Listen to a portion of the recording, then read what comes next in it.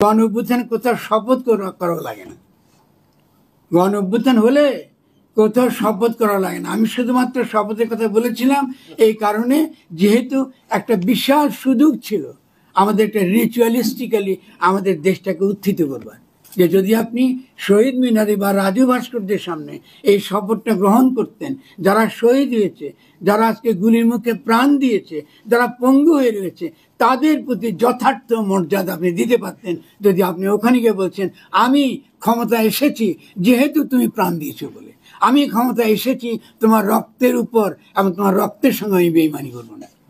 কিন্তু যখনই আপনি বঙ্গভূমি ঢুকেছেন আপনি কিন্তু সে রক্তের সঙ্গে বেইমানি করেছেন। আমি প্রথম দিন থেকে সেটা বলে আসছি এবং তারই কিন্তু কুফল প্রত্যেকটা দিন আপনারা দেখছেন, তারই কিন্তু কুফল আপনারা আগামী দিনেও দেখতে পাবেন। এটা বারবার বিভিন্নভাবে আসবে। এবং আপনারাও খালি কি সংস্কার নিয়ে যখন কথা বলছেন, এই দু একটা সরকারের সংস্কার নিয়ে কথা বলছেন, এটা কিন্তু এখনকার আলোচনার বিষয় না। সরকার আজকে একজন আছে, কালকে আরেকজন থাকবে। মূল বিষয়টা হচ্ছে রাষ্ট্র গঠন করা। আমরা এমন একটা রাষ্ট্র গঠন করতে হবে যে রাষ্ট্রের মধ্যে আমরা প্রত্যেকে এই রাষ্ট্রের অন্তর্গত, আমাদের একটা কমন পলিটিক্যাল গোল আছে। আমরা ভারতের অন্তর্গত নই, আমরা কি মায়ানমারের অন্তর্গত নই, আমরা যুক্তরাষ্ট্রের অন্তর্গত নই, আমরা একটা স্বাধীন রাজনৈতিক জনগোষ্ঠী। বিশ্বে আমাদের কিছু মিশন আছে, সেই মিশনের মধ্যে আমি যেমন করে অবদান রাখতে পারি, গোবিন্দচন্দ্র প্রামাণিক সমান অবদান রাখতে পারি। জাতিবাদ, সমাজতন্ত্র এগুলা কিন্তু ফ্যাসিজমের মতাদর্শ আমাদের দেশে কিন্তু চাপিয়ে দিয়ে এতটা বছর কিন্তু আমাদের কিন্তু এটা শাসন করা হয়েছে। আমরা কিন্তু হুঁশে ছিলাম না, আমাদেরকে বোঝানো হয়েছে আমরা মুক্তিযুদ্ধের চেতনা নাকি আমরা ধারণ করছি। অর্থাৎ মুক্তিযুদ্ধের চেতনা ছিল সাম্য, মানবিক মর্যাদা এবং সামাজিক ন্যায় বিচার।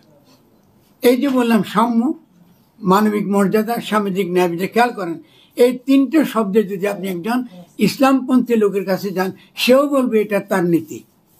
আসলে আপনি গোবিন্দচন্দ্র প্রামাণিক আমার বন্ধু এবং অত্যন্ত সম্মানিত মানুষ আমার কাছে, তাকে যান, তিনি বলেন হ্যাঁ এটাও কিন্তু আমার আদর্শ। তারা এমন একটা আদর্শ যে আদর্শটা সার্বজনীন, যার ভিত্তিতে আমরা সকলে একটা রাষ্ট্র গঠন করতে পারি।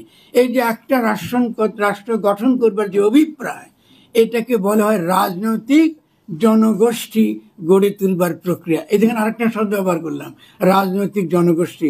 জাতিবাদ বলি নাই, বাংলাদেশি জাতিবাদে বলি নাই, বাঙালি জাতিবাদে বলি নাই। আমরা একটা পলিটিক্যাল কমিউনিটি। আমাদের পলিটিক্যাল কমিউনিটির সার কথাটা কি, যে আমি যে রাষ্ট্রে থাকবো সে রাষ্ট্রে গোবিন্দচন্দ্র প্রামাণিকও থাকবে।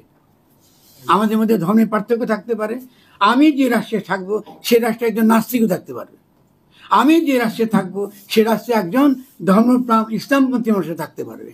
এই যে তাদের যে প্রত্যেকে মিলে যে তাদের একটা স্বার্থ, একটা সাধারণ সার্বজনীন রাজনৈতিক স্বার্থ রক্ষা করা, এটাকে বলা হয় পলিটিক্যাল কমিউনিটি। মানে আপনি গেলে আপনার কথা ভাবেন, আপনার সমাজের মধ্যে অন্য মানুষ যে আপনার সঙ্গে একমত নাও হতে পারে, আপনি তাকে কিন্তু বাদ দিচ্ছেন। তাই কিন্তু আপনি সেই রাজনৈতিক পরিসর থেকে তাকে বাদ দিচ্ছেন। খেয়াল করেন শব্দগুলো অত্যন্ত গুরুত্বপূর্ণ বর্গ, এবং এটা যতক্ষণ পর্যন্ত না আমাদের সমাজে পরিষ্কার করে আপনাদের মধ্যে পরিচ্ছন্ন না হচ্ছে, ততদিন পর্যন্ত কিন্তু আপনারা বারবার ব্যর্থ হবেন।